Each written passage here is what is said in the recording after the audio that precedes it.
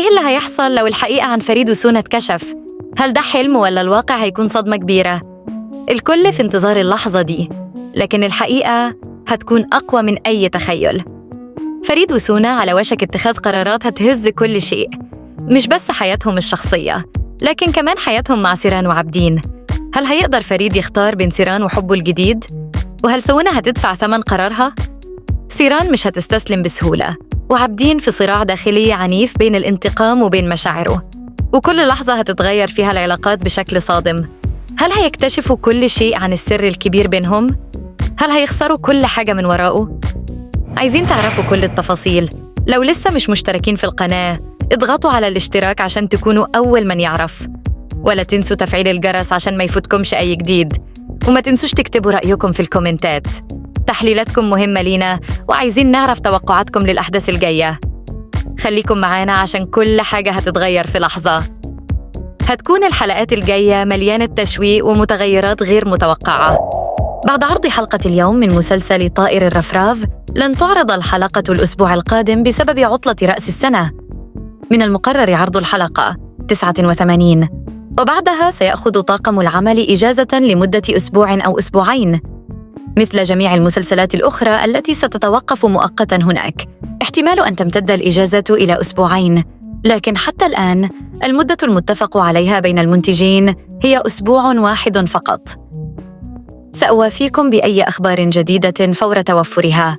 فريد قرر يتصرف لوحده ويواجه العصابة عشان يسترجع المجوهرات. سونا أعلنت للجميع إن فريد في خطر، وسيران انهارت من الخوف عليه. هنا بنشوف جانب جديد من شخصية سيران، اللي حبها لفريد بدأ يطغى على خوفها من المواجهة. عابدين سمع سونا وهي تحكي لهاليس كورهان عن ما حدث لفريد، وأنه يواجه العصابة بمفردة، وفي مشهد مؤثر يذهب إلى والدته بسبب أفعالها اللي كانت السبب في تعرض فريد للخطر. لكنه في نفس الوقت مش قادر يتخلى عن انتقامه من عائلة كورهان. هاليس كورهان ينقذ فريد في آخر لحظة، ولكن بعد وصوله للقصر بدأ في إهانته بسبب غبائه وأفعاله وتصرفاته. يغضب فريد ويترك القصر بعد أن اعترفت سيران أنه رهن القصر بالتعاون مع سونا، وغضب سونا وفريد يدفعهم لأكبر خطأ. شيشيك رجعت لحياة كورهان، والهدف واضح: تدمير العائلة. لكن هاليس بحكمته المعتادة بيرحب بيها بس علشان يكشف خطتها. توقعي هنا إن شيشيك مش بس هتكشف أسرار الماضي، لكن كمان هتفتح جراح قديمة عند الجميع، خصوصاً عابدين. شيشيك هي شخصية غامضة جداً، وظهورها في المسلسل كان مليئاً بالتوتر والشكوك. في البداية كان الكل يعتقد إنها مجرد شخصية ثانوية أو ضحية لعائلة كورهان، لكن مع مرور الوقت بدأ يظهر هدفها الحقيقي. شيشيك مش بس جاية للانتقام، لكن عندها هدف أكبر من كده. علاقتها مع عابدين كانت واضحة في بداية المسلسل، لكن مع ظهورها المفاجئ في حياة كورهان، مواجهتها مع هاليس هي نقطة محورية في القصة. هاليس كورهان هو الرجل الأقوى في العائلة، وله سلطة كبيرة وسط العائلة والمجتمع. رغم قوته، إلا أن شيشيك تأتي لتحطم هذا النظام وتكشف الأبعاد الأخرى للعائلة. وبالرغم من أنها قادمة بنية الانتقام، إلا أن هاليس يرحب بها، بل ويستضيفها بشكل غير متوقع. هذا يدل على أن هاليس قد يكون على علم ببعض خططها، أو ربما يعترف لها بسر آخر، مما يجعل وجودها في حياته وحياة العائلة أمراً معقداً للغاية. هاليس من الشخصيات التي لا تترك شيئاً للصدفة، وعندما يرحب بشيشيك في منزله، فهو يدرك تماماً أنها تخفي نوايا وأسراراً. قد تكون هذه خطوة منه للكشف عن هدفها الحقيقي. اعتقد أن هاليس يتعاون مع سيران أيضاً ستبدأ في التعاون مع هاليس كورهان بهدف إفشال خطط شيشيك، وستشعر أنها في موقف بالغ الخطورة. لكن هذا التعاون مع هاليس ليس فقط لإفساد خطط شيشيك.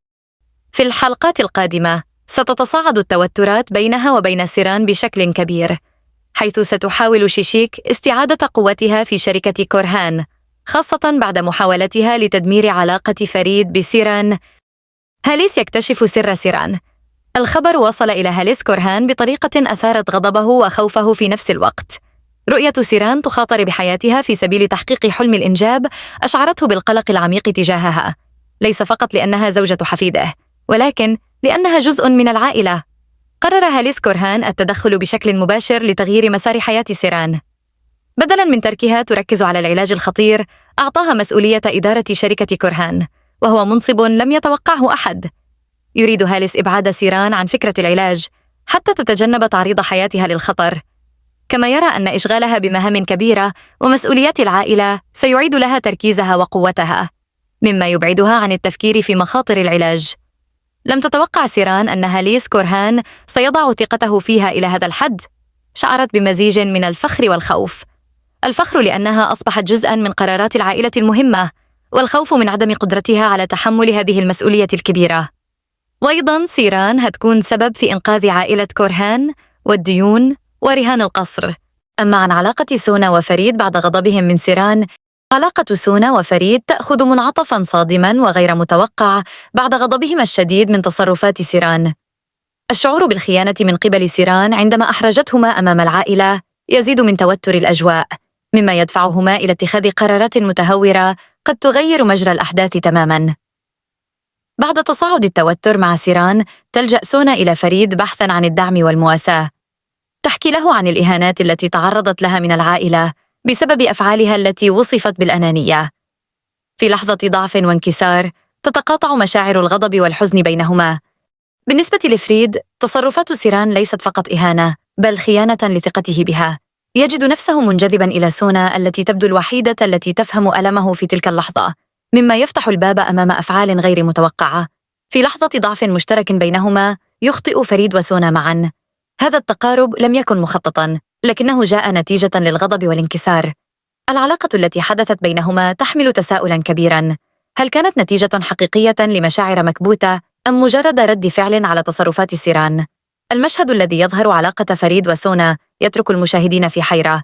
هل ما حدث كان حقيقياً؟ لو كان حقيقياً فسيكون له تأثير مدمر على علاقته بالسيران، وسيفتح الباب لمواجهة لا مفر منها بين الأخوات. أم أنه حلم؟ قد يكون المشهد مجرد انعكاس لمخاوف أو رغبات دفينة لدى الشخصيات، لكنه ينذر بأن هذا الخطأ قد يحدث في المستقبل. لو اكتشفت سيران ما حدث، ستكون الصدمة هائلة، ليس فقط لأنها ستشعر بالخيانة من أقرب الأشخاص لها، بل لأنها ستفقد ثقتها في الجميع. سيران قد تقرر الابتعاد نهائياً عن فريد وسونا، مما يعمق الانقسامات في العائلة. في الحلقات القادمة من مسلسل طائر الرفراف، من المتوقع أن تتصاعد الأحداث بشكل كبير. من المتوقع أن تتطور العلاقة بين سونا وفريد بشكل مفاجئ، خاصة بعد أن تقترب سونا من فريد أكثر. هذه العلاقة ستثير الكثير من التساؤلات والشكوك لدى أفراد العائلة، خصوصاً عابدين وسيران. قد عابدين سيكون في وضع صعب، حيث سيجد نفسه مضطراً لاتخاذ قرارات حاسمة بشأن الانتقام من عائلة كورهان، بينما هو غير قادر على العودة تماماً إلى حياته السابقة مع عائلة كورهان. سيركز على الانتقام، ولكن على حساب علاقاته الشخصية، خصوصاً مع من المتوقع أن تحدث مواجهة كبيرة داخل العائلة بين سيران وعائلتها بسبب تصرفات سونا وفريد. سيران قد تكون في صراع مع نفسها من جهة، ومع عائلتها من جهة أخرى، حيث تحاول الحفاظ على عائلتها وفي نفس الوقت بناء على مسار القصة. قد نشهد نهاية مأساوية لبعض الشخصيات مثل سيران أو عابدين، أو قد يحدث تحول درامي غير متوقع يغير مجرى الأحداث بشكل جذري. قد يشهد الجمهور خيانة جديدة أو تضحية كبيرة من أجل حب أو انتقام، مما سيؤدي إلى صراعات داخلية شديدة بين الشخصيات.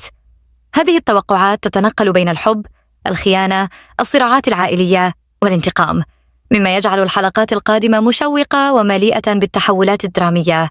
وكذا نكون وصلنا لنهاية الفيديو. الأحداث اتغيرت بشكل كبير والسر اتكشف.